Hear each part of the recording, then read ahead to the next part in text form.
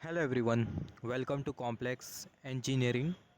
तो अभी हम लोग आज से स्टार्ट करने वाले डिजिटल सिग्नल प्रोसेसिंग। तो डिजिटल सिग्नल प्रोसेसिंग में बेसिकली हम लोग क्या करेंगे, जो सिग्नल होगा उसको हम लोग प्रोसेस करने वाले कौन से डोमेन में, डिजिटल डोमेन में। Will process the signal in the digital domain. तो यहाँ पर सबसे पहला अगर हम लोग देखें, हमारे पास जो अवेलेबल जो सिग्नल होता है वो क्या डिजिटल सिग्नल ही होता है हमारे पास। ऑब्वियसली हमारे पास जो अवेलेबल जो सिग्नल होता है वो डिजिटल नहीं होता है। हमारे पास जो अवेलेबल जो सिग्नल होता है वो कौन सा सिग्नल होता है, एनालॉग सिग्नल होता है। तो हमारे पास जो अवेलेबल जो सिग्नल होता है वो एनालॉग सिग्नल होता है, जैसे कि प्रेशर हो गया, टेम्परेचर हो गया, करंट हो गया, वोल्टेज हो गया। तो ये सारे के सारे जो सिग्नल हमें जो दिखाई दे रहे हैं, स्पेसिफिकली करंट और वोल्टेज, ये जो सिग्नल है वो हमें एनालॉग सिग्नल मिलते हैं। तो हमारे पास जो अवेलेबल जो सिग्नल होता है कौन सा सिग्नल होता है, एनालॉग सिग्नल होता है। तो हमें जो एनालॉग सिग्नल होता है इसे हमें डिजिटल सिग्नल में कन्वर्ट करना होता है। तो जैसे कि हमने डिस्कस किया, डिजिटल सिग्नल प्रोसेसिंग में जो सिग्नल होगा उसको हम लोग डिजिटल डोमेन में प्रोसेस करेंगे। तो सिग्नल को डिजिटल डोमेन में प्रोसेस करने से पहले हमें ये पता होना चाहिए हमारे पास जो अवेलेबल जो सिग्नल होता है वो एनालॉग सिग्नल होता है। एनालॉग सिग्नल को हम लोग डिजिटल सिग्नल में कन्वर्ट करते हैं, फिर उसके बाद वो जो डिजिटल सिग्नल होता है उसको हम लोग डिजिटल डोमेन में प्रोसेस करते हैं। तो यहाँ पर अभी अगर हम लोग देखें, we need to convert analog signal into digital signal. जो एनालॉग सिग्नल है उसे हमें कन्वर्ट करना होगा कौन से सिग्नल में, डिजिटल सिग्नल में कन्वर्ट करना होगा। Once signal is converted into digital signal, जैसे सिग्नल डिजिटल सिग्नल में कन्वर्ट हो जाता है, जैसे आप एनालॉग सिग्नल को डिजिटल सिग्नल में कन्वर्ट कर लोगे तो वो जो डिजिटल सिग्नल होगा आप उसको प्रोसेस कर लोगे डिजिटल डोमेन में। Then we can process that digital signal in digital domain. तो एनालॉग सिग्नल को डिजिटल सिग्नल में कैसा हम लोग कन्वर्ट करेंगे, इसके बारे में हमने ऑलरेडी बहुत बार डिस्कस किया सैम्पलिंग क्वांटाइजेशन के हेल्प से। तो सैम्पलिंग क्वांटाइजेशन के हेल्प से हम लोग जो एनालॉग सिग्नल होगा उसको हम लोग कन्वर्ट करेंगे डिजिटल सिग्नल में। सैम्पलिंग प्रोसेस में हम लोग क्या करते हैं, किसी कंटिन्यूस टाइम सिग्नल को हम लोग इम्पल्स ट्रेन के साथ मल्टीप्लाई कर देते हैं। तो जो रिजल्टेंट सिग्नल हमें जो मिलता है कौन सा सिग्नल मिलता है, डिजिटल सिग्नल मिलता है। डिस्क्रीट सिग्नल मिलता है जिसको हम लोग डिजिटल सिग्नल भी बोलते हैं।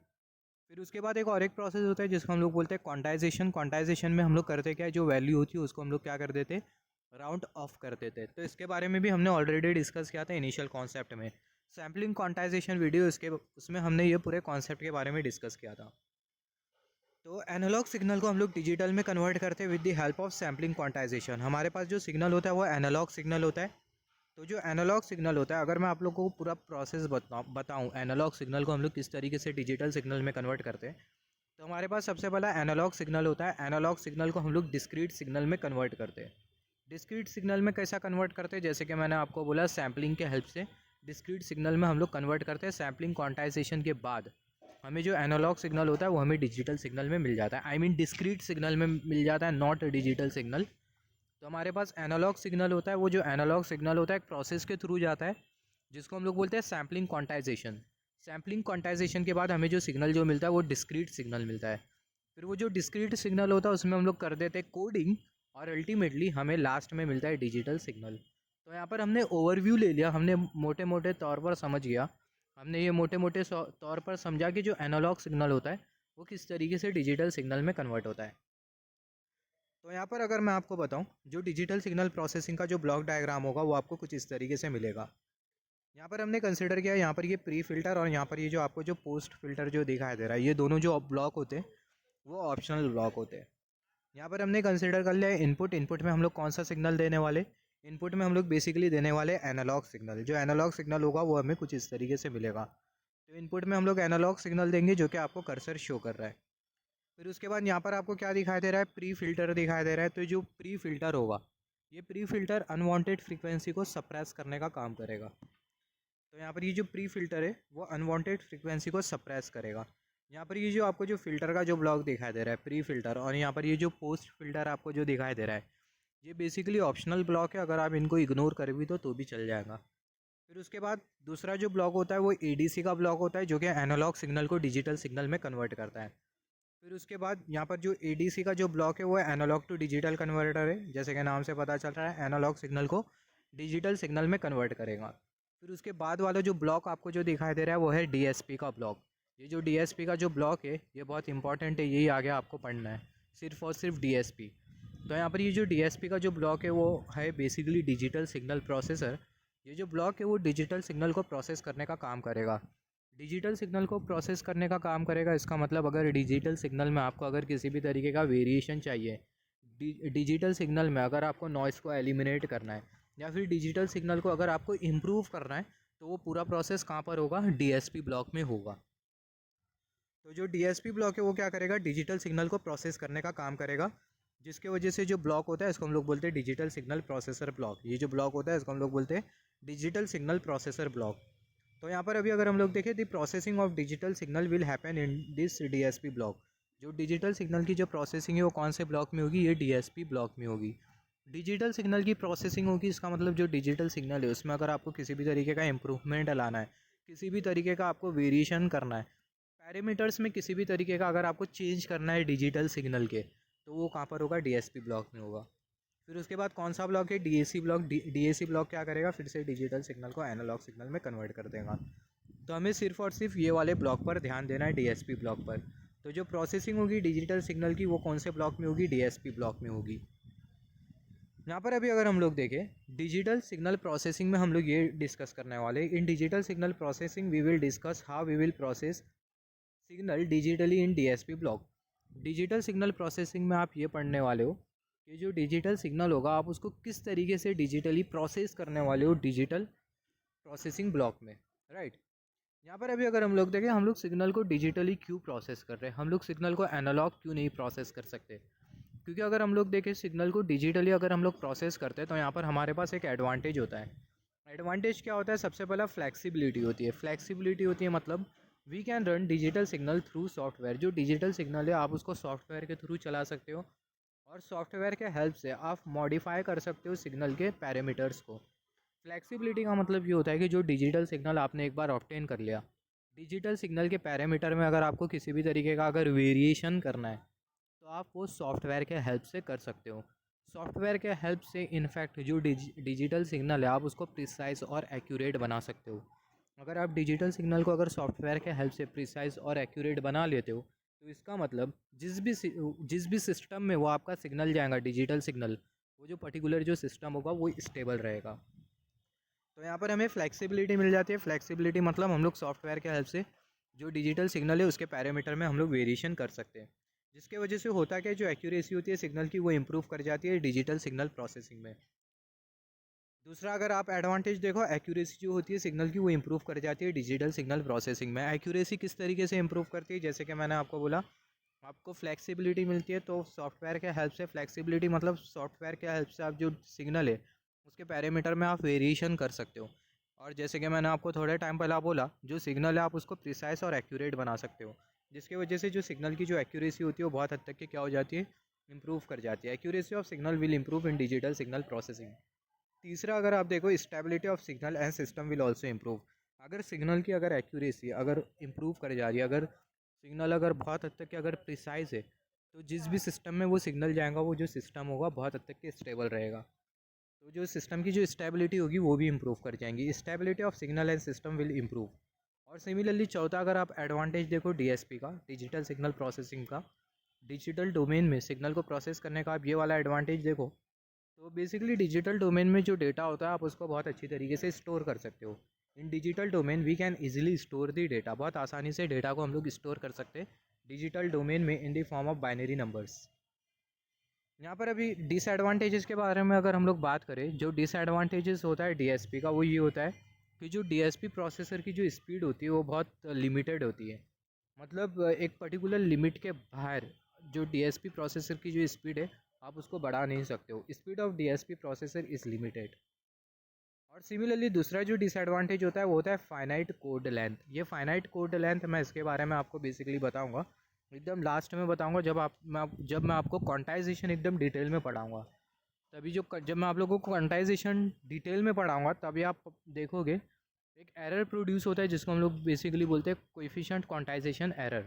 तो कोएफिशिएंट क्वांटाइजेशन एरर के वजह से हमें बेसिकली जो राउंड ऑफ हम लोग जो करते हैं वो राउंड ऑफ में हमें जो वैल्यूज़ जो मिलती है उसे हमें एक पर्टिकुलर लिमिट में रखना होता है, या फिर बोल सकते हैं जो कोड होता है उसे हमें पर्टिकुलर लिमिट में रखना होता है। ये मैं आप लोगों को डिटेल में बताऊंगा जब मैं आपको लेक्चर लूँगा। तो दूसरा डिसएडवांटेज ये होता है फाइनाइट कोड लेंथ। सिमिलरली आप अगर देखो जो डीएसपी प्रोसेसर होता है वो बेसिकली दो टाइप में क्लासीफाई किया गया है, डेडिकेटेड प्रोसेसर बेस्ड डीएसपी और दूसरा जनरल पर्पस प्रोसेसर। तो जो डेडिकेटेड प्रोसेसर बेस्ड डीएसपी होता है ये एक पर्टिकुलर एप्लीकेशन के लिए ही बनाया जाता है। सिमिलरली और नाम से पता चल रहा है डेडिकेटेड प्रोसेसर बेस्ड डीएसपी, इसके लिए जो एप्लीकेशन होता है वो ऑलरेडी डिफाइन होता है, प्री डिफाइंड होता है। और सिमिलरली दूसरा जो प्रोसेसर है वो है general purpose processor. General purpose processor जैसे कि माइक्रो प्रोसेसर हो गया, माइक्रो कंट्रोलर हो गया एंड सो ऑन। तो यहाँ पर अभी अगर हम लोग देखें, जैसे कि मैं आपको बोल रहा था फाइनाइट कोड लेंथ का मतलब क्या होता है, अगर आपको याद है हमने क्वांटाइजेशन में देखा था कि जो वैल्यू होती है उसको हम लोग राउंड ऑफ कर देते, वैल्यू को राउंड ऑफ कर देते। फॉर एग्जांपल अगर हमें सैम्पलिंग क्वांटाइजेशन के बाद अगर किसी सैंपल की वैल्यू अगर हमें 3.5 मिल रही है तो उसको हम लोग अप्रॉक्सीमेटली 5 एज्यूम करते हुए चलते हैं, या फिर बोल सकते हैं 3.0 अगर हमें मिल रही है तो उसको हम लोग अप्रॉक्सीमेटली 5 एज्यूम करते हुए चलते हैं।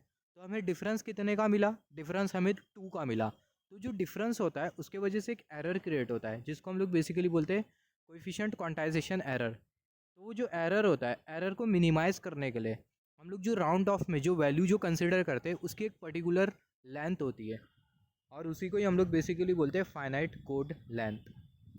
तो अगर ये फाइनाइट कोड लेंथ अगर आप नहीं करते हो, कंसिडर नहीं करते हो, एक फाइनाइट लेंथ अगर नहीं होती है वो अप्रॉक्सीमेशन की, तो ऐसे में ये एक डिसएडवांटेजेस हो जाता है किसका, डीएसपी का। अगर फाइनाइट कोड लेंथ अगर नहीं होती है तो बेसिकली होता क्या है, आपका जो फ़िल्टर होता है, मैं इसके बारे में आप लोगों को डिटेल में आगे बताऊंगा, मगर आपको मैं यहाँ पर सिर्फ ओवरव्यू दे रहा हूँ। तो अगर फाइनाइट कोड लेंथ अगर नहीं मिलती आपको तो बेसिकली होता क्या है, जैसे कि मैंने आपको बोला, तो फाइनाइट कोड लेंथ नहीं मिलने की वजह से आपका जो सिस्टम होता है वो स्टेबिलिटी का जो क्राइटेरिया होता है उसको वायलेट कर देता है, जिसके वजह से आप फ़िल्टर डिज़ाइन ही नहीं कर पाते हो। ये सब अभी आप लोगों को नहीं समझेगा, आगे के कॉन्सेप्ट में आपको समझेगा और इसका मतलब भी आपको समझ में आ जाएगा। तो जो डीएसपी प्रोसेसर होता है वो दो टाइप का होता है, डेडिकेटेड प्रोसेसर बेस्ड डीएसपी और दूसरा जो प्रोसेसर होता है वो होता है general purpose processor. Dedicated processor based DSP basically एक स्पेसिफिक एप्लीकेशन के लिए बनाया जाता है जो कि ऑलरेडी डिफाइन होता है। मतलब ये जो डेडिकेटेड प्रोसेसर बेस्ड डीएसपी होता है इस ये सिर्फ और सिर्फ एक ही एप्लीकेशन या फिर एक पर्टिकुलर एप्लीकेशन के लिए ही होता है। मगर यहाँ पर ये जो जनरल पर्पस जो प्रोसेसर है वो बहुत सारे हम लोग एप्लीकेशन के लिए यूज़ कर सकते हैं, जैसे कि माइक्रो प्रोसेसर हो गया, माइक्रो कंट्रोलर हो गया, ये जनरल पर्पस प्रोसेसर के कैटेगरी में आता है और ऑब्वियसली हमें पता है इनके एप्लीकेशंस क्या होते हैं। यहाँ पर अभी अगर हम लोग देखें जो डिजिटल प्रोसेसर होगा उसको हम लोग क्या बोल सकते हैं, डिजिटल प्रोसेसर को हम लोग बेसिकली बोल सकते हैं, जो डिजिटल प्रोसेसर है उसको हम लोग बेसिकली बोल सकते हैं डिजिटल सिस्टम, और मोर प्रिसाइजली आप बोल सकते हो, मोर टेक्निकली आप बोल सकते हो डिजिटल फ़िल्टर। डिजिटल फ़िल्टर हम लोग बात कर रहे हैं फ़िल्टर डिज़ाइनिंग, इसका मतलब डिजिटल सिस्टम मतलब डिजिटल प्रोसेसर की बात हो रही है। तो यहाँ पर अभी अगर हम लोग देखें, हम लोग डिजिटल फ़िल्टर ही कंसिडर करते हुए चलेंगे। जैसे कि मैंने आपको बोला जो डिजिटल प्रोसेसर होता है आप उसको बोल सकते हो डिजिटल सिस्टम, मोर टेक्निकली बोल सकते हो डिजिटल फ़िल्टर। तो हम लोग फ़िल्टर ही कंसिडर करते हुए चलेंगे। तो यहाँ पर बेसिकली ये जो डिजिटल फ़िल्टर या फिर बोल सकते हैं जो डिजिटल सिस्टम होता है इसे हमें क्या करना होता है, रियलाइज़ करना होता है। We have to realise the digital system या फिर बोल सकते हैं डिजिटल फ़िल्टर। अभी अगेन ये रियलाइज़ क्या होता है, रियलाइजेशन एक प्रोसेस होता है जिसके बारे में मैं आपको अभी थोड़े टाइम में बताऊँगा। यहाँ पर आप ये जितने भी फ़िल्टर को, जितने भी सिस्टम को आप रियलाइज़ करने वाले हो, ये सारे के सारे जो सिस्टम हो गए वो LTI सिस्टम हो गए। LTI सिस्टम मतलब linear time invariant system. Linearity को फॉलो करेंगे और टाइम के रेस्पेक्ट में वेरी भी नहीं करेंगे, इसलिए जो सिस्टम होता है इसको हम लोग बेसिकली बोलते हैं लीनियर टाइम इनवेरिएंट सिस्टम। यहाँ पर अभी अगर हम लोग देखें, हमने डिस्कस किया था दो सिस्टम के बारे में, एक जो सिस्टम था वो था कंटिन्यूस टाइम सिस्टम और दूसरा जो सिस्टम हमारे पास था वो कौन सा सिस्टम था, डिस्क्रीट टाइम सिस्टम। तो यहाँ पर ये कंटिन्यूस टाइम सिस्टम से आपको डील नहीं करना है, आपको सिर्फ और सिर्फ डिस्क्रीट टाइम सिस्टम से ही डील करना है, क्योंकि हम लोग डिजिटल डोमेन में डील कर रहे हैं। तो यहाँ पर अभी अगर हम लोग देखें, जैसे कि हमने डिस्कस किया था LTI सिस्टम के बारे में, यहाँ पर जैसे कि मैंने बोला जितने भी फ़िल्टर को आप रियलाइज़ करने वाले हो सारे के सारे जो फ़िल्टर हो गए वो LTI सिस्टम हो गए। मतलब ये सारे के सारे जो फ़िल्टर हो गए इनकी एक प्रॉपर्टी होगी जो कि होगी LTI, मतलब LTI सिस्टम की इनकी प्रॉपर्टी होगी, या फिर सिंपल वर्ड में बोल सकते हैं जो फ़िल्टर हो गए वो LTI सिस्टम हो गए, मतलब लीनियर टाइम इनवेरिएंट सिस्टम हो गए। यहाँ पर अभी अगर हम लोग देखें, जैसे कि मैंने बोला हमें सिर्फ और सिर्फ डिस्क्रीट टाइम सिस्टम के बारे में बात करना है। तो जो डिस्क्रीट टाइम सिस्टम है वो डिस्क्रीट टाइम सिस्टम ये फर्दर दो पार्ट में क्लासीफाई होता है, FIR सिस्टम और दूसरा IIR सिस्टम। यहाँ पर ये जो FIR सिस्टम होता है इसको हम लोग FIR सिस्टम इसलिए बोलते हैं क्योंकि जो सिस्टम का जो इम्पल्स रिस्पॉन्स आपको जो मिलेगा वो फाइनाइट मिलेगा। अब ये इम्पल्स रिस्पॉन्स फाइनाइट मिलेगा, इसका मतलब क्या है, इसके बारे में मैं बताऊंगा।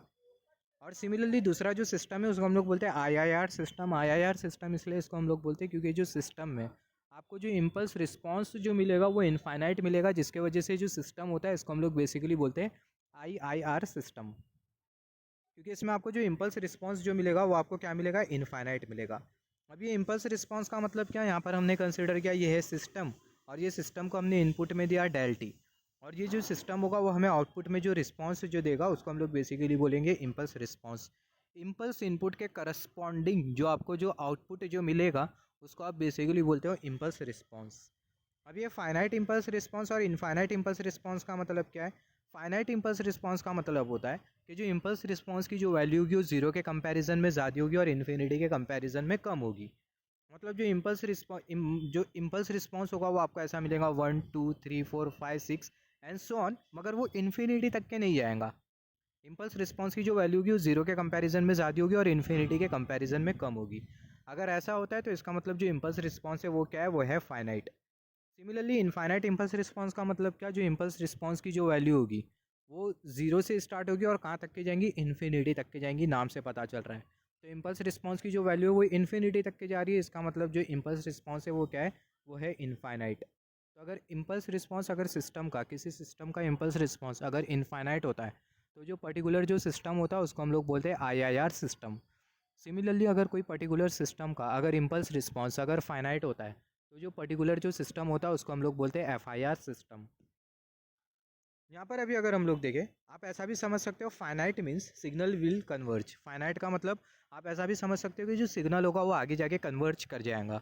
उसके बारे में हमने ऑलरेडी डिस्कस किया, लैप्लास ट्रांसफॉर्मेशन आरओसी में जेड ट्रांसफॉर्म में हमने डिस्कस किया था।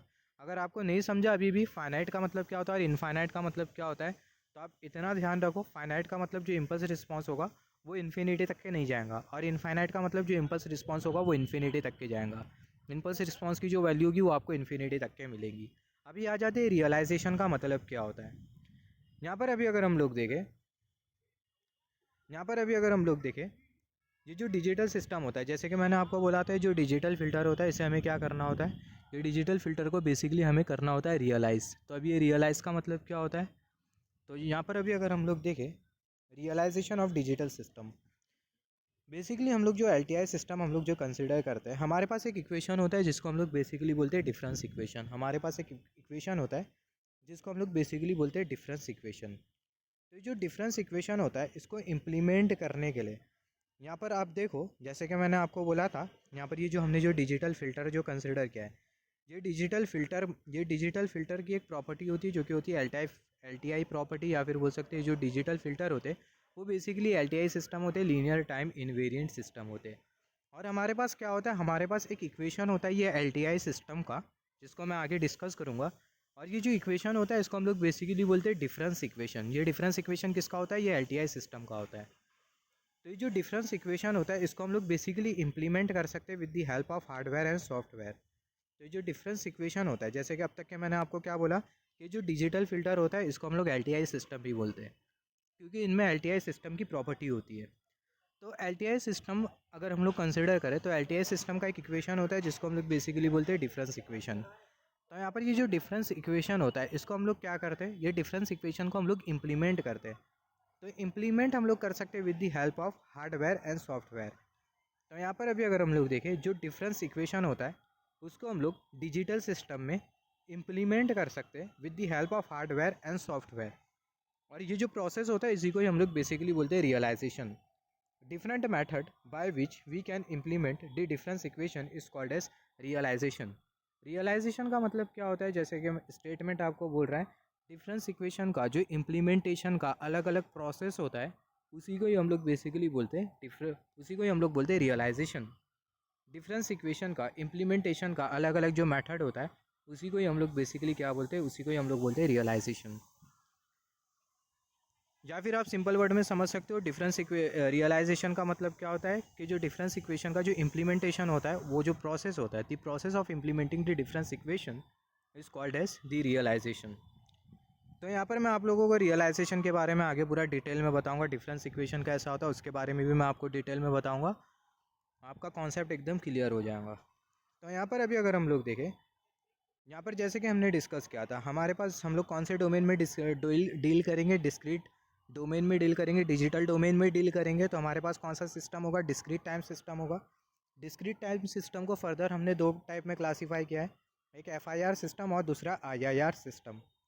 तो यहाँ पर अभी अगर हम लोग देखें, अगर हम लोग रियलाइजेशन अगर कंसिडर कर रहे हैं FIR सिस्टम का, रियलाइजेशन अगर हम लोग FIR सिस्टम का कंसिडर कर रहे हैं, तो हम लोग कौन सा रियलाइजेशन बोलेंगे, FIR रियलाइजेशन बोलेंगे। रियलाइजेशन का मतलब आपको समझा, डिफरेंस इक्वेशन का इम्प्लीमेंट करने का जो अलग अलग तरीका होता है उसी को ही हम लोग बेसिकली बोलते हैं रियलाइजेशन। तो अगर हम लोग रियलाइजेशन अगर हम लोग FIR सिस्टम पर कर रहे हैं तो उसको हम लोग बेसिकली बोलते हैं FIR रियलाइजेशन। सिमिलरली अगर रियलाइजेशन अगर हम लोग IIR सिस्टम पर कर रहे हैं तो हम लोग बेसिकली बोलते हैं IIR रियलाइजेशन। यहाँ पर अभी अगर हम लोग देखें, जो डिजिटल सिस्टम होता है, कोई भी जो डिजिटल सिस्टम या फिर बोल सकते हो डिजिटल फिल्टर ही बोलते हुए चलो, तो जो डिजिटल फिल्टर होता है उसका जो स्ट्रक्चर है उसको रियलाइज़ करने के लिए कुछ क्राइटेरिया होता है। In order to realise the structure of digital system we have criteria. या फिर मैं अगर दूसरे वर्ड में अगर बोलूँ, जो डिजिटल फिल्टर है उसका जो स्ट्रक्चर होता है उसको डिफ़ाइन करने का हमारे पास अलग अलग क्राइटेरिया होता है। जैसे कि कैनोनिकल फॉर्म स्ट्रक्चर होता है, नॉन कैनोनिकल फॉर्म स्ट्रक्चर होता है, रिकर्सिव स्ट्रक्चर होता है और नॉन रिकर्सिव स्ट्रक्चर होता है। अब ये कैनोनिकल फॉर्म स्ट्रक्चर क्या होता है, कैनोनिकल फॉर्म स्ट्रक्चर क्या होता है, अगर नंबर ऑफ डिले एलिमेंट अगर डिफरेंस इक्वेशन के ऑर्डर के बराबर में। अब ये डिफरेंस इक्वेशन क्या होता है मैं सब चीज़ के बारे में आगे आपको समझाऊंगा, just give me some time, आगे आपका कॉन्सेप्ट क्लियर हो जाएगा। तो कैनोनिकल फॉर्म स्ट्रक्चर में क्या होता है कि जो नंबर ऑफ डिले एलिमेंट होगा वो किसके बराबर में होगा, डिफरेंस इक्वेशन के ऑर्डर के बराबर में होगा। तो अगर नंबर ऑफ डिले एलिमेंट अगर डिफरेंस इक्वेशन के ऑर्डर के बराबर में होता है तो ये जो स्ट्रक्चर होता है इसको हम लोग बेसिकली कौन सा स्ट्रक्चर बोलते हैं, कैनोनिकल फॉर्म स्ट्रक्चर बोलते हैं। सिमिलरली अभी ये नॉन कैनोनिकल फॉर्म स्ट्रक्चर का मतलब क्या होता है कि जो नंबर ऑफ डिले एलिमेंट होगा वो बराबर में नहीं होने वाला है, कोई किसके बराबर में नहीं होने वाला है, डिफरेंस इक्वेशन के ऑर्डर के बराबर में नहीं होने वाला है। अगर नंबर ऑफ डिले एलिमेंट अगर डिफरेंस इक्वेशन के ऑर्डर के बराबर में नहीं होता है तो ये जो स्ट्रक्चर होता है इसको हम लोग बेसिकली बोलते हैं non canonical form structure. Similarly recursive structure का मतलब क्या होता है, if feedback is used then structure is called as recursive structure. अगर फीडबैक अगर यूज़ किया गया है तो जो स्ट्रक्चर है उसको हम लोग बोलेंगे recursive structure. Similarly non recursive structure का मतलब क्या होता है, अगर कोई फीडबैक यूज़ नहीं किया गया है तो जो स्ट्रक्चर होता है उसको हम लोग बेसिकली बोलते हैं नॉन रिकर्सिव स्ट्रक्चर। तो जो स्ट्रक्चर होता है, फिल्टर का जो स्ट्रक्चर होगा उसको आइडेंटिफाई करने के लिए आपके पास ये कुछ क्राइटेरिया है। ठीक है, डिफरेंस इक्वेशन का ऑर्डर डिले एलिमेंट के बराबर में तो कैनोनिकल, अगर डिफरेंस इक्वेशन का ऑर्डर डिले एलिमेंट के बराबर में नहीं है तो नॉन कैनोनिकल, अगर फीडबैक अगर यूज़ किया गया है तो रिकर्सिव है, अगर फीडबैक अगर नहीं यूज़ किया गया है, if no feedback is used, अगर कोई फीडबैक अगर यूज़ नहीं किया गया तो कौन सा स्ट्रक्चर है, नॉन रिकर्सिव स्ट्रक्चर है। और यहाँ से आप सिर्फ इतना याद रखना, रियलाइजेशन का मतलब ये होता है कि जो डिफरेंस इक्वेशन होता है उसको इंप्लीमेंट करने का जो अलग अलग प्रोसेस होता है उसी को ही हम लोग बोलते हैं रियलाइजेशन। और जैसे कि हमने डिस्कस किया, रियलाइजेशन कहाँ से स्टार्ट होता है, जो डिजिटल फिल्टर होता है, डिजिटल फिल्टर की एक LTI प्रॉपर्टी होती है, या फिर हम लोग बोल सकते हैं सिंपल वर्ड में जो डिजिटल फिल्टर होता है वो LTI सिस्टम होता है। LTI सिस्टम के लिए हमारे पास एक डिफरेंस इक्वेशन होता है, वो डिफरेंस इक्वेशन को इम्प्लीमेंट करने का अलग अलग जो प्रोसेस होता है किसी फ़िल्टर को बनाने के लिए उसी को ही हम लोग बोलते हैं रियलाइजेशन। तो मैं भी आप लोगों को बता दूँ वो डिफरेंस इक्वेशन कैसा होता है। डिफरेंस इक्वेशन बताने से पहले मैं आपको बेसिक ब्लॉक बता देता हूँ DSP में आपको क्या कैसा करना होगा। जैसे कि आपने कंट्रोल सिस्टम में ब्लॉक डायग्राम के बारे में पढ़ा था, तो आपने ट्रांसफॉर्मेशन थ्योरम पढ़ा था। एक्चुअली यहाँ पर आपको ट्रांसफॉर्मेशन नहीं करना है, आपको सिर्फ बेसिक ब्लॉक 4-5 ब्लॉक है वो आपको थोड़ा बहुत याद रखना है, एकदम सिंपल है। तो सबसे पहला जो ब्लॉक है वो किसका है, वो है एडर का। तो जो एडर है उसको हम लोग ऐसा भी शो कर सकते हैं और ऐसा भी शो कर सकते हैं। तो यहाँ पर ये जो एडर का जो ब्लॉक है, एडर का जो इनपुट है उसमें एक से ज़्यादा सिग्नल आएंगे और जो एडर होगा वो सिग्नल को ऐड करेगा और हमें रिजल्टेंट सिग्नल जनरेट करके देगा जो कि एडिशन होगा इनपुट सिग्नल का। तो यहाँ पर हमने कंसिडर कर लिया ये है एडर, ये एडर में ये x1 ऑफ n सिग्नल आ रहा है और यहाँ से x2 ऑफ n सिग्नल आ रहा है। तो ये जो एडर होगा वो दोनों सिग्नल को ऐड करेगा और रिजल्टेंट सिग्नल जनरेट करके देगा जो कि एडिशन होगा दोनों सिग्नल का। तो मिल जाएगा x1 of n plus x2 of n। Similarly दूसरा जो ब्लॉक है वो किसका है, वो है कांस्टेंट मल्टीप्लायर का। बहुत इंपॉर्टेंट है, आप इसको नोट डाउन कर लो। कांस्टेंट मल्टीप्लायर जो होता है उसको हम लोग सिंपली कुछ इस तरीके से लाइन से शो करते हैं। तो यहाँ पर आप देखो, यहाँ पर ये जो कांस्टेंट मल्टीप्लायर है वो क्या करेगा, कांस्टेंट मल्टीप्लायर मल्टीप्लाई करेगा एक पर्टिकुलर कांस्टेंट को किसके साथ, सिग्नल के साथ। तो यहाँ पर आप देखो, यहाँ पर हमने कंसिडर किया ये है सिग्नल x ऑफ n और यहाँ पर हमने मल्टीप्लायर कंसिडर कर लिया a। तो यहाँ पर ये जो यहाँ पर हमने सिग्नल कंसिडर कर लिया x ऑफ n और यहाँ पर हमने कांस्टेंट मल्टीप्लायर कंसिडर कर लिया a। तो यहाँ पर ये जो कांस्टेंट मल्टीप्लायर है, नॉट कांस्टेंट मल्टीप्लायर, सिर्फ कांस्टेंट ही बोलेंगे हम लोग। यहाँ पर ये जो ए हमें जो दिखाई दे रहा है बेसिकली कांस्टेंट है। तो यहाँ पर ये सिग्नल एक्स ऑफ एन और यहाँ पर हमने कांस्टेंट कंसिडर कर लिया ए। तो जो कांस्टेंट मल्टीप्लायर होगा दोनों को मल्टीप्लाई करेगा और हमें आउटपुट जनरेट करके देगा, जो कि होगा ए इंटू एक्स ऑफ एन। और सिमिलरली यहाँ पर आप अभी अगर देखो, जो कांस्टेंट मल्टीप्लायर होता है उसको हम लोग कैसा शो करते हैं, उसको हम लोग कुछ इस तरीके से स्ट्रेट लाइन से शो करते हैं। सिमिलरली डिस्कस कर लेते हैं सिग्नल मल्टीप्लायर के बारे में। सिग्नल मल्टीप्लायर क्या करता है, जो सिग्नल मल्टीप्लायर होता है वो मल्टीप्लाई करेगा किसको, सिग्नल्स को। दो सिग्नल को मल्टीप्लाई करने का काम करेगा सिग्नल मल्टीप्लायर। यहाँ पर हमने सिग्नल मल्टीप्लायर लगा दिया। यहाँ पर ये सिग्नल मल्टीप्लायर के इनपुट में आ रहा है x1 ऑफ n और यहाँ से आ रहा है x2 ऑफ n। तो ये जो मल्टीप्लायर होगा दोनों को मल्टीप्लाई करेगा और हमें आउटपुट जनरेट करके देगा x1 of n into x2 of n। तो जो सिग्नल मल्टीप्लायर है वो क्या करेगा, signal multiplier will multiply the two signal. जो सिग्नल मल्टीप्लायर है वो दो सिग्नल को मल्टीप्लाई करेगा। यहाँ पर ये टू है, two signal. Similarly delay element का मतलब क्या होता है, ये डिजिटल सिग्नल प्रोसेसिंग एकदम आसान है। इतना आसान है ना कि आप सोचोगे कि सिग्नल एंड सिस्टम में इससे आसान टॉपिक तो कोई है ही नहीं। तो ये जो थोड़ा जो रियलाइजेशन का जो कॉन्सेप्ट है थोड़ा समझ में नहीं आता है, बाकी सब आसान है। तो यहाँ पर ये सिमिलरली डिले एलिमेंट का मतलब क्या होता है, जो डिले एलिमेंट होगा वो क्या करके देगा, आपको आउटपुट में डिले करके देगा। Delay element will give the delay output with respect to input.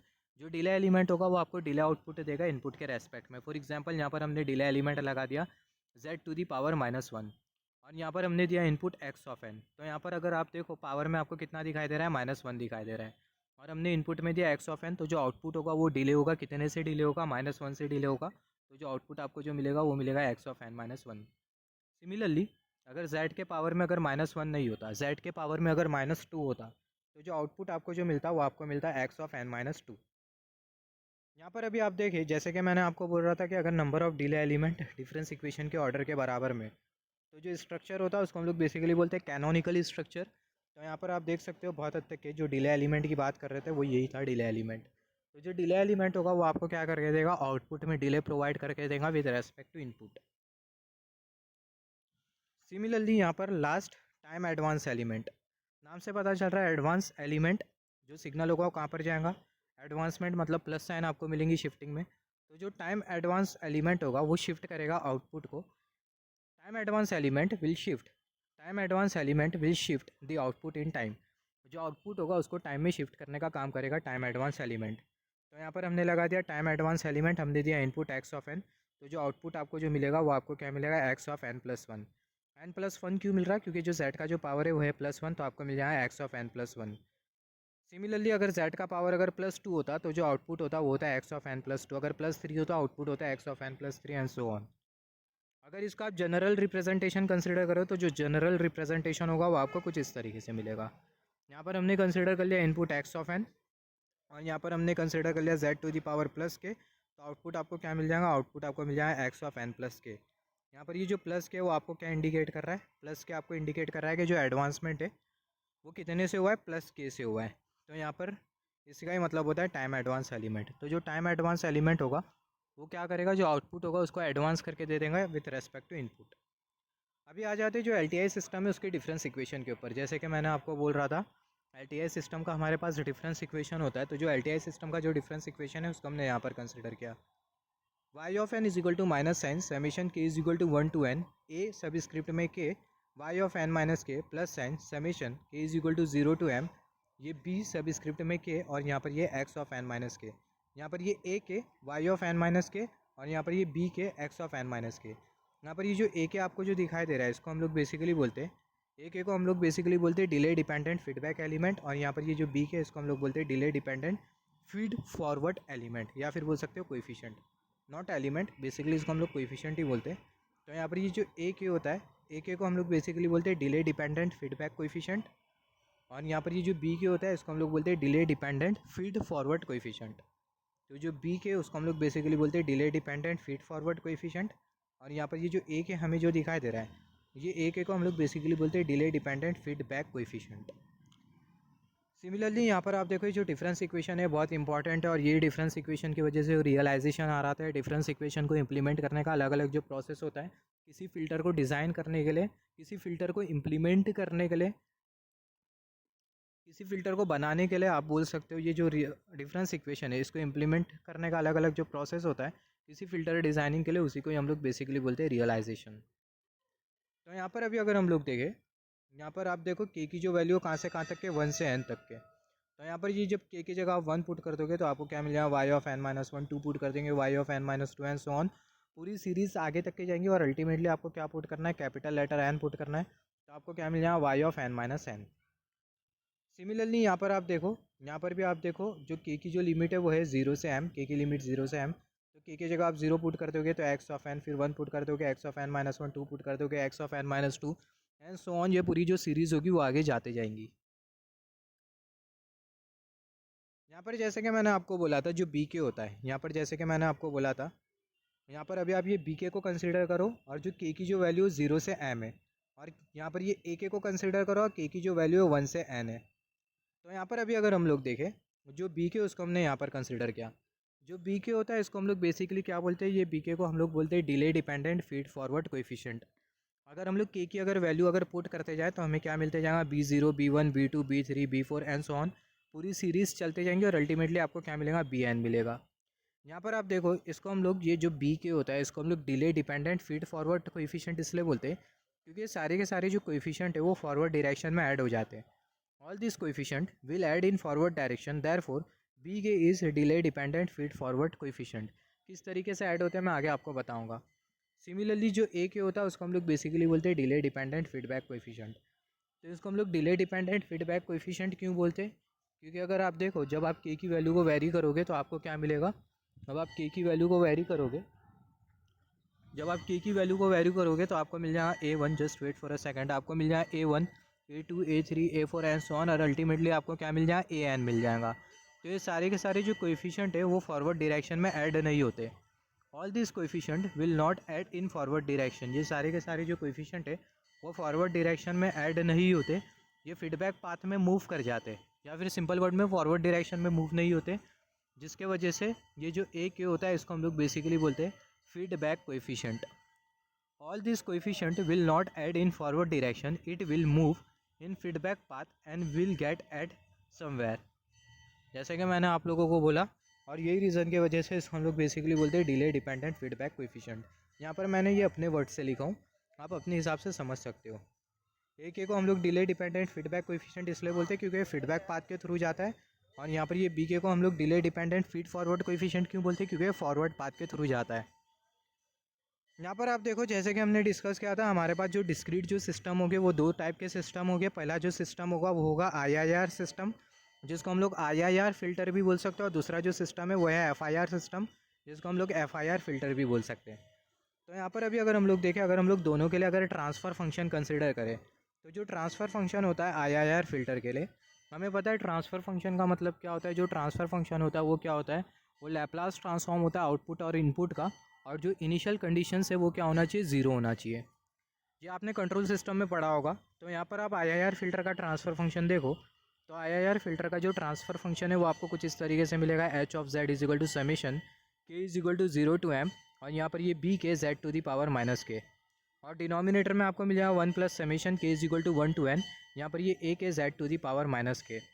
यहाँ पर आप देखो, यहाँ पर ये आपको क्या मिल गया, ये आपको ट्रांसफ़र फंक्शन मिल गया IIR फिल्टर का।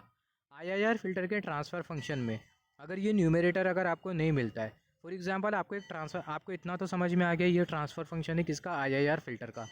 अगर ये आपको न्यूमरेटर अगर नहीं मिलता है, न्यूमरेटर में अगर 1 मिलता है और डिनोमिनेटर अगर एज इट इज़ होता है, तो वो भी जो होगा वो ट्रांसफ़र फंक्शन जो रहेगा वो भी IIR फिल्टर का ही रहेगा। तो अगर न्यूमरेटर अगर प्रेजेंट नहीं है, if numerator is not present and denominator is present, अगर न्यूमरेटर प्रेजेंट नहीं है और सिर्फ डिनोमिनेटर ही प्रेजेंट है, तो उसके बाद भी जो ट्रांसफ़र फंक्शन होगा वो किसका रहेगा, IIR फिल्टर का।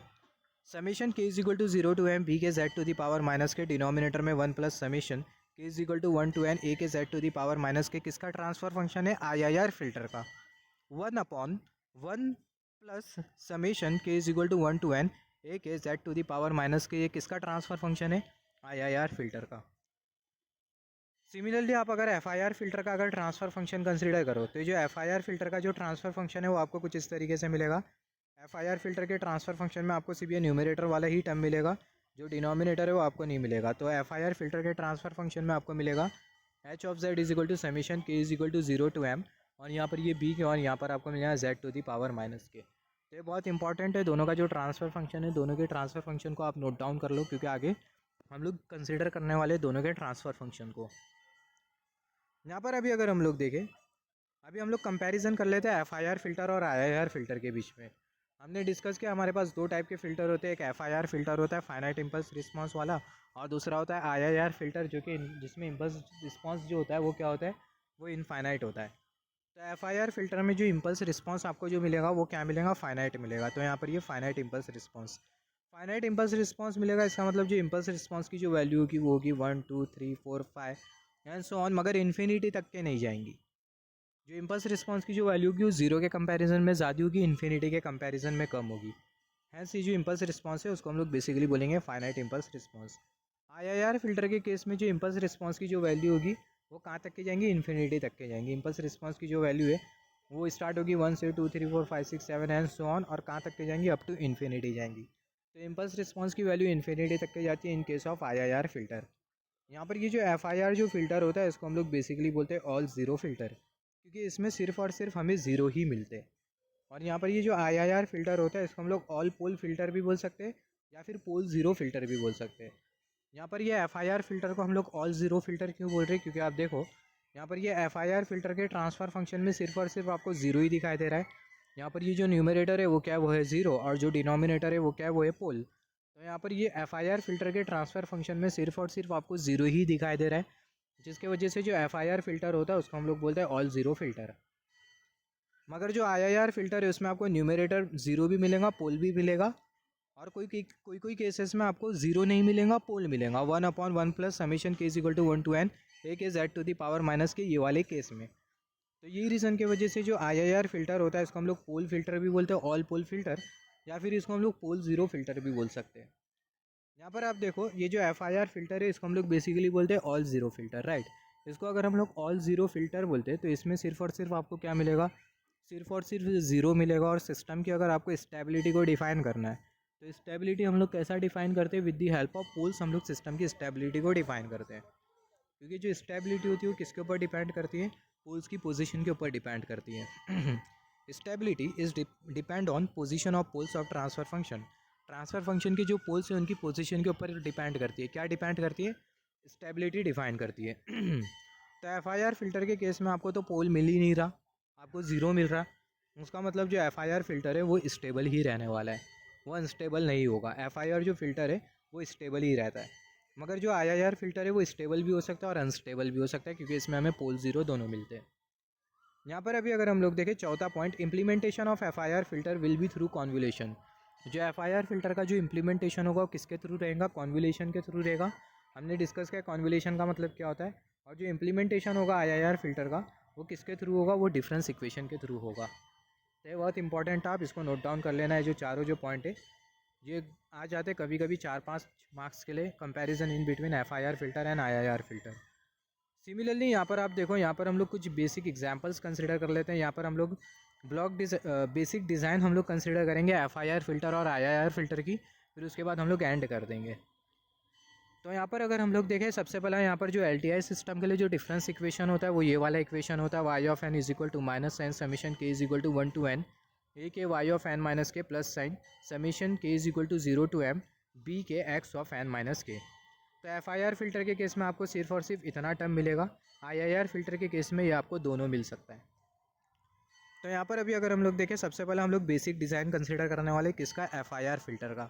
और ये डिज़ाइन से आपको ये भी पता चल जाएगा कि जो बी के होता है इसको हम लोग बेसिकली बोलते हैं फीड फॉरवर्ड कोएफिशिएंट, और जो ए के होता है इसको हम लोग बोलते हैं फीडबैक कोएफिशिएंट। ये आपको पता चल जाएगा हम लोग क्यों ऐसा बोलते हैं। तो यहाँ पर आप देखो, सबसे पहले हमें क्या कंसिडर करना है, हमें एफआईआर फ़िल्टर का डिज़ाइन कंसिडर करना है। बेसिक डिज़ाइन हमें कंसिडर करना है एफआईआर फ़िल्टर का। तो एफआईआर फ़िल्टर के ट्रांसफ़र फंक्शन के लिए हमें सिर्फ और सिर्फ यही कंसिडर करना होता है, समीशन के is equal to 0 to m B के x of N minus k, जैसे कि हमने डिस्कस किया था। ये जो टर्म होता है वो सिर्फ और सिर्फ एफआईआर फ़िल्टर के लिए होता है। और यहाँ पर ये दोनों जो समीशन वाले जो टर्म होते हैं, एफआईआर फ़िल्टर के केस में आपको सिर्फ एक ही समीशन वाला टर्म कंसिडर करना है, आईआईआर फ़िल्टर के केस में आपको दोनों समीशन वाला टर्म कंसिडर करना है। तो यहाँ पर अभी अगर हम लोग देखें, just wait for a second, जैसे कि हमने डिस्कस किया था, जैसे कि हमने यहाँ पर डिस्कस किया था, यहाँ पर आप देखो, यहाँ पर ये वाला टर्म हम लोग अगर कंसिडर करें, हम लोग FIR फ़िल्टर डिज़ाइन कर रहे हैं, हम लोग FIR फ़िल्टर के केस में ये वाला टर्म ही क्यों कंसिडर कर रहे हैं, क्योंकि आप देखो जो FIR फ़िल्टर है, FIR फ़िल्टर का जो ट्रांसफ़र फंक्शन है उसमें आपको क्या दिखाई दे रहा है, b k z to the power minus के, तो इसलिए आपको यही वाला टर्म कंसिडर करना है, बी के एक्स ऑफ एन माइनस के, राइट। तो यहाँ पर अभी अगर हम लोग देखें बेसिकली होगा क्या, तो यहाँ पर ये वाला इतना टर्म कंसिडर करो और जो के की जो वैल्यू उसे हमें पुट करना है। और जैसे कि हमने बोला था IIR फ़िल्टर के लिए, मैंने आपको बोला था IIR फ़िल्टर के लिए आपको ये दोनों टर्म कंसिडर करना है, क्योंकि IIR फ़िल्टर के ट्रांसफ़र फंक्शन में दोनों आपको मिलने वाले, ए के बी के दोनों आपको मिलने वाला है।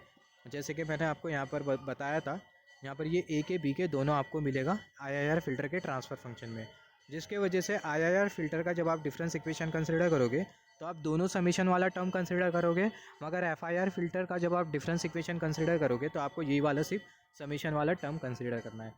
तो बेसिक ब्लॉक डायग्राम हम लोग कंसिडर करते हैं, I mean basic design consider करते हैं FIR फ़िल्टर की। तो यहाँ पर जो के की जो वैल्यू, उसका जो वेरिएशन है वो कहाँ से कहाँ तक के, 0 से m तक के। तो सबसे पहला जो के की जो वैल्यू उसको हम लोग क्या कंसिडर कर लेंगे, 0 कंसिडर कर लेंगे। Just wait for a second. K की जो वैल्यू उसको हम लोग क्या कंसिडर कर लेंगे, 0। तो अगर हम लोग के की वैल्यू को अगर हम लोग 0 कंसिडर करें तो यहाँ से हमें क्या मिल जाएगा, B0 मिल जाएगा और हमें मिल जाएगा x ऑफ n। तो यहाँ पर हमने x ऑफ n कंसिडर कर लिया और जो कोएफिशिएंट होगा वो क्या होगा, वो होगा B0। सिमिलरली जब k की वैल्यू 1 होगी तो आपको क्या मिल जाएगा, आपको मिल जाएगा B1 x of n minus 1। जब k की वैल्यू 2 रहेगी तो आपको क्या मिलेगा, B2 x of n minus 2 and so on, पूरी सीरीज़ चलते जाएंगी। और अल्टीमेटली जब k की वैल्यू m रहेंगी तो आपको क्या मिल जाएगा, Bm, और आपको मिल जाएगा x of n minus m। तो जो फ़िल्टर की जो डिज़ाइनिंग होगी वो आपको किस तरीके से मिलेंगी, सबसे पहले आप यहाँ पर देखो, यहाँ पर आपको डिले कितना दिखाई दे रहा है, -1 पहला डिले, -2 दूसरा डिले, -3 तीसरा डिले, -4 चौथा डिले।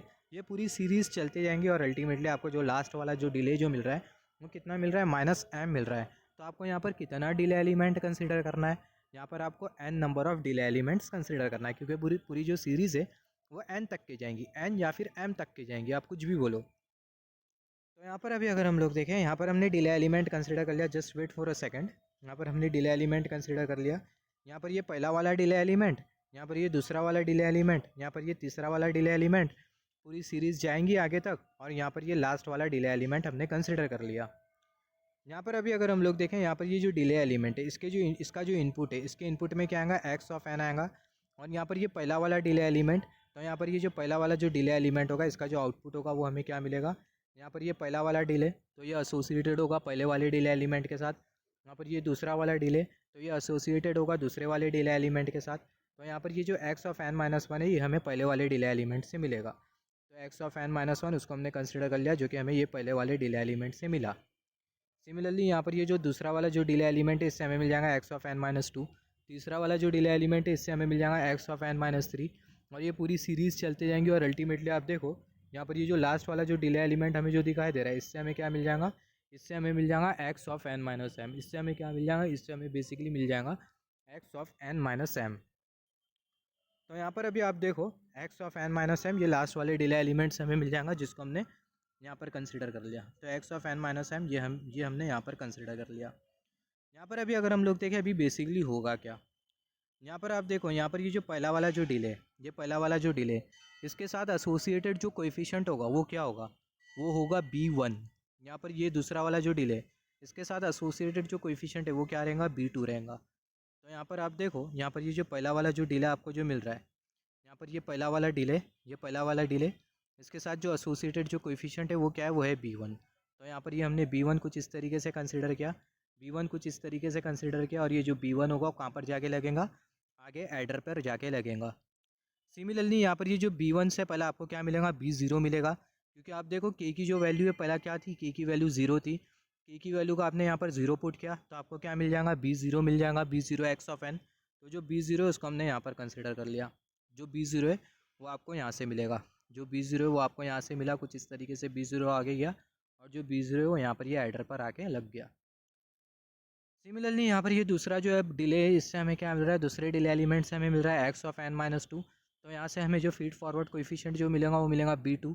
तो जो B2 है उसको हमने यहाँ पर कुछ इस तरीके से कंसिडर किया और ये जो B2 है वो आगे जाके एडर में लग जाएगा। सिमिलरली यहाँ से आपको क्या मिल जाएगा, BM मिल जाएगा। तो जो BM है वो कुछ इस तरीके से आगे जाएंगा और यहाँ पर एडर पे आके लग जाएगा। और यहाँ पर ये जो एडर का जो आउटपुट है वो आपको क्या मिल जाएगा, आपको मिल जाएगा वाई ऑफ एन। यहाँ पर आप देखो, यहाँ पर ये सारे के सारे ये फीड फॉरवर्ड एलिमेंट, यहाँ पर ये B0, यहाँ पर ये B1, यहाँ पर ये B2, यहाँ पर ये BM, ये सारे के सारे कौन से डायरेक्शन में जा रहे हैं, फॉरवर्ड डायरेक्शन में जा रहे हैं, जिसके वजह से ये जो कोएफिशिएंट्स होते हैं B1, B2, B3, B4, इसको हम लोग बेसिकली बोलते हैं फीड फॉरवर्ड कोएफिशिएंट्स। यहाँ पर ये हमने ऐसा क्यों बनाया, ये स्ट्रक्चर हमने क्यों कंसिडर किया, क्योंकि आप मैथमेटिकल रिलेशन को आप ध्यान से देखो, यहाँ पर आप मैथमेटिकल रिलेशन को आप ध्यान से देखोगे या फिर मैथमेटिकल रिलेशन को आप केयरफुली नोटिस करोगे तो मैथमेटिकल रिलेशन के हेल्प से आपको कुछ इस तरीके से स्ट्रक्चर मिलेगा। तो यहाँ पर ये जो स्ट्रक्चर आपको जो मिला है, जो डिज़ाइन जो मिला आपको, वो किसका मिला, FIR फ़िल्टर का डिज़ाइन मिल गया। सिमिलरली बेसिक डिज़ाइन कंसिडर कर लेते हैं IIR फ़िल्टर का। तो जो IIR फ़िल्टर है उसकी बेसिक डिज़ाइन में, IIR फ़िल्टर के बेसिक डिज़ाइन में आपको FIR फ़िल्टर की भी डिज़ाइन मिलेंगी और IIR फ़िल्टर की भी डिज़ाइन मिलेंगी। यहाँ पर अगर हम लोग देखें, ऐसा ज़रूरी नहीं है कि हम लोग यही डिज़ाइन कंसिडर कर सकते हैं, जो अलाइनमेंट है वो सेम होना चाहिए, बाकी आप डिज़ाइन कुछ भी कंसिडर करो। हमने यहाँ पर हॉरिजेंटल वे में डिज़ाइन किया, आप वर्टिकली भी डिज़ाइन कर सकते हो, जिसको हमने यहाँ पर कंसिडर किया, जिसको हमने यहाँ पर कुछ इस तरीके से कंसिडर किया। तो यहाँ पर आप देखो, जैसे कि मैंने बोला था IIR फ़िल्टर के केस में आपको ये दोनों रिलेशन कंसिडर करना होगा। आप दोनों रिलेशन कंसिडर करोगे तो जो IIR फ़िल्टर है उसकी जो बेसिक जो डिज़ाइन होगी वो आपको कुछ इस तरीके से मिलेंगी। Just wait for a second, IIR filter की जो बेसिक जो डिज़ाइन होगी वो आपको कुछ इस तरीके से मिलेंगी। यहाँ पर आपको ये जो डिज़ाइन जो दिखाई दे रही है, ये जो डिज़ाइन जो दिखाई दे रही है, just wait for a second, यहाँ पर ये जो आपको जो डिज़ाइन जो दिखाई दे रही है, ये पूरी जो डिज़ाइन जो दिखाई दे रही है वो किसकी डिज़ाइन है, ये पूरी जो डिज़ाइन है वो FIR फ़िल्टर की डिज़ाइन है। और यहाँ पर ये जो आपको जो डिज़ाइन जो दिखाई दे रही है ये दूसरे रिलेशन के साथ गाइडेड है। यहाँ पर ये जो ये जो रिलेशन है उसके साथ गाइडेड है, कौन सी वाली डिज़ाइन, ये वाली डिज़ाइन, या फिर बोल सकते हैं ये वाली जो डिज़ाइन है वो ये वाले रिलेशन के साथ एसोसिएटेड है, ये वाले समीशन वाले रिलेशन के साथ एसोसिएटेड है। कौन सी डिज़ाइन, ये वाली डिज़ाइन। और ये दोनों डिज़ाइन को अगर हम लोग क्लब कर दें तो हमें किसकी डिज़ाइन मिल जाएंगी, IIR फ़िल्टर की डिज़ाइन मिल जाएंगी। तो ये हमें डिज़ाइन कैसा मिली इसके बारे में हम लोग डिस्कस कर लेते हैं। अगेन यहाँ पर आप देखो, यहाँ पर ये जो FIR फ़िल्टर है उसको हमने कुछ अलग तरीके से, मतलब हमने वर्टिकली उसको हमने कुछ इस तरीके से बनाया। यहाँ पर हमने लगा दिया एडर, यहाँ पर ये इनपुट आ रहा है X(n), यहाँ पर ये पहला डिले एलिमेंट, दूसरा डिले एलिमेंट, यहाँ पर ये तीसरा डिले एलिमेंट, और यहाँ पर ये लास्ट वाला डिले एलिमेंट। ये पहले डिले एलिमेंट से मिल जाएगा X(n-1), दूसरे से X(n-2), तीसरे से X(n-3), और ये लास्ट वाले से हमें क्या मिल जाएगा, X(n-m), जो कि आपको यहाँ पर ये कर्सर शो कर रहा है। यहाँ पर आप देखो, यहाँ से आपको क्या मिल जाएगा, पहले डिले एलिमेंट से जो फीड फॉरवर्ड कोएफिशिएंट होगा वो क्या होगा, वो होगा B1, दूसरे से आपको जो फीड फॉरवर्ड कोएफिशिएंट होगा वो होगा B2, और तीसरे से आपको जो फीड फॉरवर्ड कोएफिशिएंट आपको जो मिलेगा वो मिलेगा B3, एंड सो ऑन, और लास्ट वाले से जो फीड फॉरवर्ड कोएफिशिएंट होगा वो होगा BM। सिमिलरली इतना स्ट्रक्चर तो FIR फ़िल्टर का था, जिसके बारे में हमने ऑलरेडी डिस्कस किया था। अभी ये वाले स्ट्रक्चर के बारे में बात कर लेते हैं थोड़ा। यहाँ पर आप देखो, यहाँ पर सबसे पहले आपको क्या दिखाई दे रहा है, यहाँ पर आपको YN दिखाई दे रहा है। तो जो YN है, YN उसको हमने यहाँ पर कंसिडर किया YN, और यहाँ पर हमने बेसिकली लगा दिया एडर। और सिमिलरली यहाँ पर आप देखो, यहाँ पर ये जो समीशन वाला जो टर्म है, यहाँ पर जब आप k की जगह 0 पुट कर दोगे तो आपको क्या मिल जाएगा, A0, सॉरी नॉट 0, ये जो k की जो वैल्यू हो कहाँ से कहाँ तक के, k की जो वैल्यू हो 1 से n तक के। तो यहाँ पर जब ये k की जगह आप 1 पुट कर दोगे तो आपको क्या मिल जाएगा, A1 y(n-1). सिमिलरली जब k की जगह 2 पुट कर दोगे तो आपको क्या मिल जाएगा, A2 y(n-2), 3 पुट कर दोगे A3 y(n-3), and so on, और ये पूरी सीरीज़ चलते जाएंगी। तो सबसे पहले आपको k की जगह क्या पुट करना है, सबसे पहले k की जगह आपको पुट करना है 1। k की जगह आप 1 पुट करोगे तो आपको क्या मिल जाएगा, A1 y(n-1). और यहाँ पर टोटल कितने डिले एलिमेंट की रिक्वायरमेंट है, n number of delay element की रिक्वायरमेंट है। तो यहाँ पर हमने n number of delay element consider कर लिया, पहला डिले एलिमेंट, दूसरा डिले एलिमेंट, तीसरा मिलेगा, चौथा मिलेगा, एंड सो ऑन, और ये लास्ट वाला हमने डिले एलिमेंट कंसिडर कर लिया। जो डिले एलिमेंट है उसको हम लोग शो करते हैं z⁻⁻1, z⁻⁻1, z⁻⁻1 से। इसके बारे में हमने ऑलरेडी डिस्कस किया है। तो यहाँ पर आप देखो, ये पहले वाले डिले एलिमेंट से आपको क्या मिल जाएगा, पहला वाला डिले मिल जाएगा। और जो पहला वाला जो डिले वो क्या है, वो है y(n-1), दूसरा वाला जो डिले वो क्या है, वो है y(n-2), तीसरा वाला डिले आपको मिलेगा y(n-3), एंड सो ऑन। तो यहाँ पर आप देखो, यहाँ पर ये जो पहला वाला जो डिले है उससे हमें मिला y(n-1), तो उसको हमने यहाँ पर कंसिडर कर लिया। दूसरे वाले डिले एलिमेंट से हमें क्या मिल जाएगा, y(n-2), जिसको हमने यहाँ पर कंसिडर कर लिया, एंड सो ऑन। और जो लास्ट वाला जो डिले एलिमेंट होगा उससे आपको क्या मिल जाएगा, y(n-n), जिसको हमने यहाँ पर कंसिडर कर लिया। सिमिलरली पहला जो फीडबैक कोएफिशिएंट होगा वो क्या होगा, वो होगा A1। तो जो A1 है उसको हमने यहाँ से कुछ इस तरीके से लिया और उसको हमने कहाँ पर भेज दिया, एडर में भेज दिया। सिमिलरली दूसरा जो फीडबैक कोएफिशिएंट होगा, के की वैल्यू जब 2 होगी, A2 होगा। यहाँ पर आप के की वैल्यू को 2 पुट कर दोगे तो आपको क्या मिल जाए, A2 y ऑफ n-2। तो जो A2 जो फीडबैक कोएफिशिएंट है उसको हमने यहाँ पर कंसिडर किया A2 और उसको हमने भेज दिया एडर में। सिमिलरली लास्ट में आपको क्या मिलेगा, an मिलेगा। तो n को हमने यहाँ पर कुछ इस तरीके से कंसिडर किया। एक्चुअली मैंने फिगर रॉन्ग बना दिया था इसलिए मैंने थोड़ा ऐसा बना दिया। an आपको कुछ इस तरीके से मिलेगा और ये जो an होगा वो कहाँ पर चले जाएगा, एडर में चले जाएगा। तो यहाँ पर आप देखो, यहाँ पर ये आपको किसकी डिज़ाइन मिल गई, यहाँ पर आपको IIR फ़िल्टर की डिज़ाइन मिल गई। तो जो IIR फ़िल्टर की जो डिज़ाइन होती है वो हमें कुछ इस तरीके से मिलती है। तो यहाँ पर हमने बेसिक डिज़ाइन के बारे में बात किया, IIR फ़िल्टर की डिज़ाइन।